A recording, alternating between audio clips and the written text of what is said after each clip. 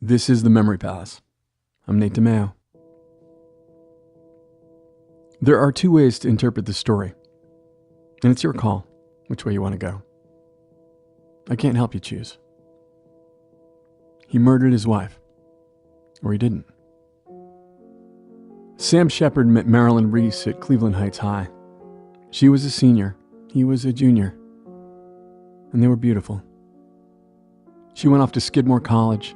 He went out to California to med school, and they found they couldn't be apart. And they were married in 1945, all post-war promise. They had a son, they called him Chip, and they settled down back home in Ohio, in a house by the water, living what they had grown up believing was the dream. On the eve of the 4th of July, 1954, the Indians game on the radio. Some day-early fireworks flashing over the Cleveland skyline, shimmering red and blue and white off Lake Erie. A picture postcard of mid-century Middle America. Tack it to your wall and see it there. That perfect house in the lake, a perfect family, on a perfect midsummer's night. Because it's the last clear picture we're gonna get. They were entertaining that night. Their neighbors came over for dinner and drinks and left at some reasonable hour. Then the Shepards watched a movie on TV for a while, until Sam nodded off, and Marilyn put Chip to bed, and then herself. And either Sam went upstairs and brutally murdered Marilyn while their son slept, or he awoke to cries for help, rushed to the bedroom, and found a shadowy figure assaulting his wife. Either his injuries to his shoulders, to his back, to his neck, came when that shadowy figure struck him from behind, or they came from his wife while she was fighting for her life, fighting her husband, or they were self-inflicted as Sam tried to hide what he'd done. Either two of Marilyn's teeth were broken when a stranger came up behind her and put his hand over her mouth and she jerked away, or it was her husband's hand and he came from the front. Either way. Either Sam chased down the intruder, ran out of the house and into the darkness, fought him in the sand, in the lake, in the dead of night, moon on the water. This man who'd killed his wife, tried to wrestle him to the ground, tried to kill that man who killed his wife. Or there was no man. And there was no struggle.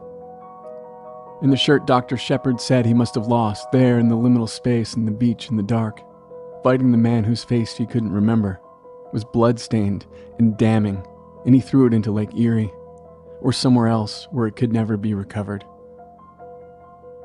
Before he called his neighbor, just past dawn on the 4th of July, and said, "Get over here quick. I think they've killed Marilyn."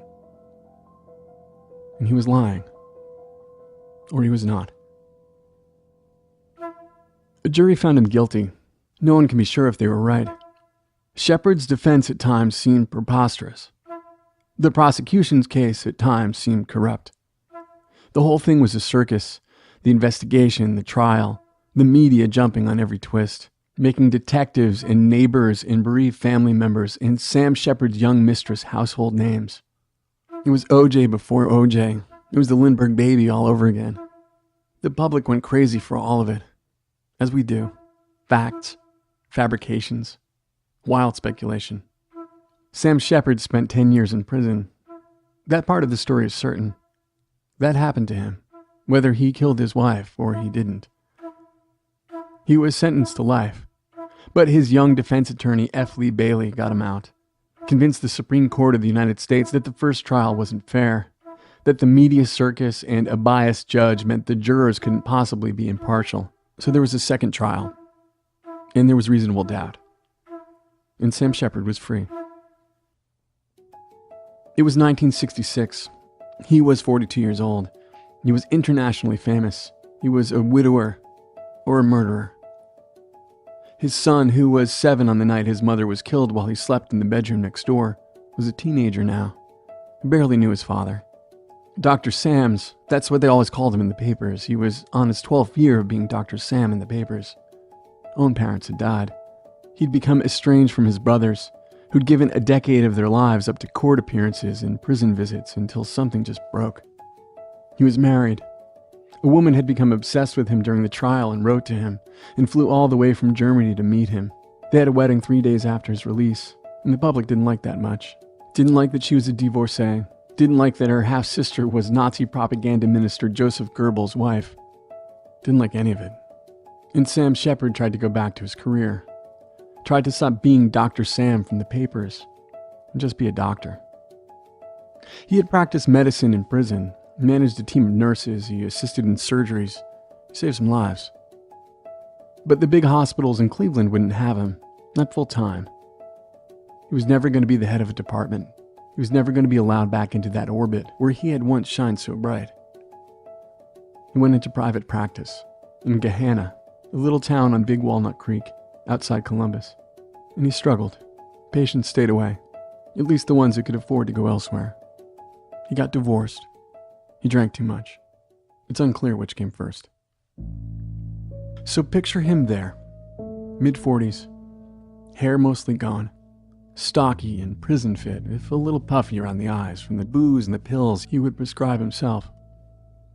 Clicking off the lights after another slow day at work, heading home to his small apartment. He who used to live in that picture postcard, tacked to the wall. That perfect house in the lake, perfect family, on a perfect midsummer's night. Before he ripped that postcard to shreds. Or had it ripped from his hands.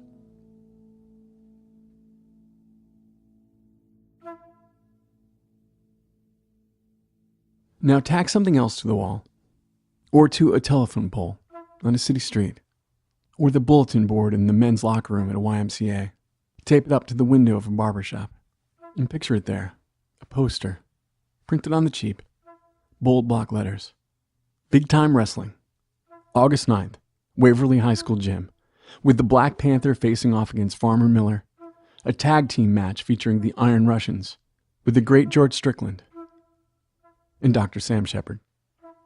For 2 years, one of the most famous, most infamous men in America wrestled. Its most famous murderer, or its most famous victim of justice gone wrong, was a professional wrestler.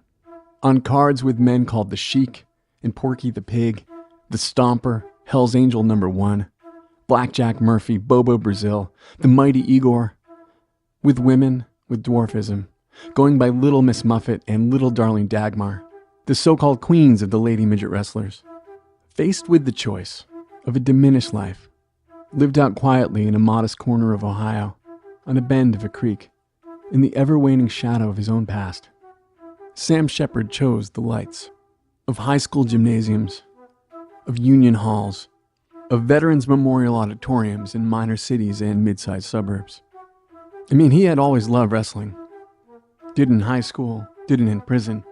They had a team there with uniforms and everything. But that was Greco-Roman, with points and rules and referees. This was professional wrestling, with villains and heroes and heel turns and finishing holds and figure fours and fights fixed by design, settled before the start. And he was a doctor. He had patience. Not a lot, but he helped people. He paid his bills. So he didn't have to say yes when a promoter named George Strickland, a wrestler himself, pitched him on the idea. And he could have just stopped after that first night in Waverly, Ohio, in the packed bleachers, banners for the Waverly High Tigers hanging from the rafters, smoke-filled and humid on a late summer night, when he beat Wild Bill Scholl, as planned, surely. He could have just stopped after that night when he told the reporters who'd never deigned to write about wrestling, this sport that was not a sport, this drama that wasn't theater, if it weren't for Dr. Sam, if it weren't to provide their readers the strangest answer they'd ever heard to the question, where are they now? He told the reporters that everything in his life had prepared him to defeat that larger man that night. The wrestling he'd done in prison, both on the mat and in the yard, in the dark corners, protecting himself. And his medical training, his mastery of anatomy that taught him precisely where to strike the body, and inspired an innovation, supposedly the first new wrestling hold introduced in 10,000 years, the mandible claw, in which he forces his fingers into his opponent's mouth and pushes down on the soft spot beneath his tongue, and forces him to submit. But he said he was probably done after this one match. He wanted to concentrate on his patients. He'd raised some money for charity. And now it was back to his life, and out of the spotlight. But he went back into the ring. Maybe he liked the lights. Maybe he liked the physicality, like the challenge. Maybe he liked the certainty, the predetermined outcomes. The way that morality in wrestling is clear. The hero follows the rules. The villain reveals himself the moment he strikes when his partner distracts a referee, or wields the broken bottle, the hidden razor, or the folding chair. The crowds, they may have come to see a murderer, may have come to curse the famous killer. But in the ring, Sam was David, a balding doctor, taking down some Goliath with his brains, with his knowledge of the body, with his signature move, inspired by his diligent study of textbooks and classroom cadavers a lifetime before. Maybe the crowds left disappointed. Maybe the man in the ring didn't match the man in their heads, whichever they decided he was when they read about him for all those years. Maybe they thought it was real. The promoters, the wrestlers, the magazine, that kid on the corner always swore it was. But you heard it was fake. But it sure looked real. It sure looked like it hurt like hell. Only the man in the ring really knows. And so they sat in the bleachers, peanut shells and spilled beer at their feet, in Cobo Hall in Detroit, at CIO Local 711 in Mansfield, Ohio, in that liminal space between knowing and not knowing, between belief and doubt. And they watched Sam Shepard wrestle, watched him grapple and punch and kick and claw, as he had done on the beach by the lake with the man who had killed his wife, or he had done in his own bedroom to his wife. They watched not knowing what was happening inside him, what was driving him, what his drinking and the pills were doing to his liver, or that it would kill him in a matter of months. Or if he thought of that night, that perfect midsummer's night, when he killed his wife, or he didn't.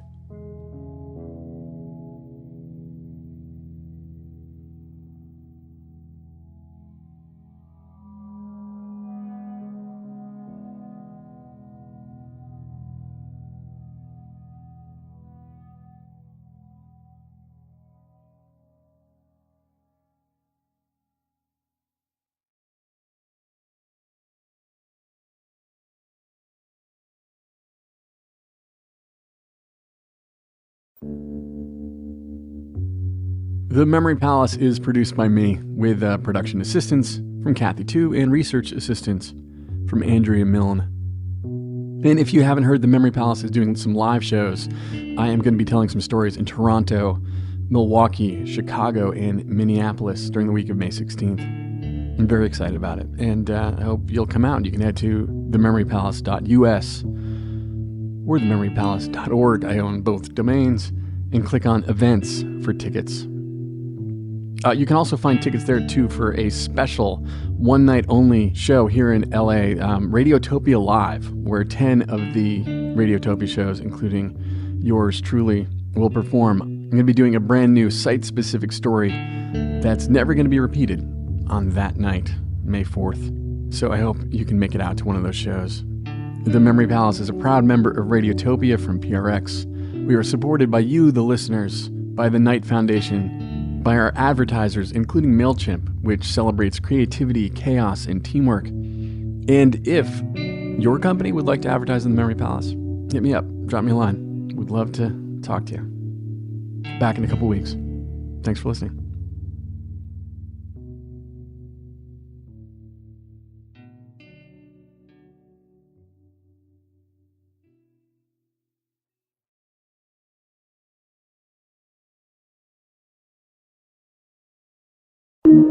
Radiotopia.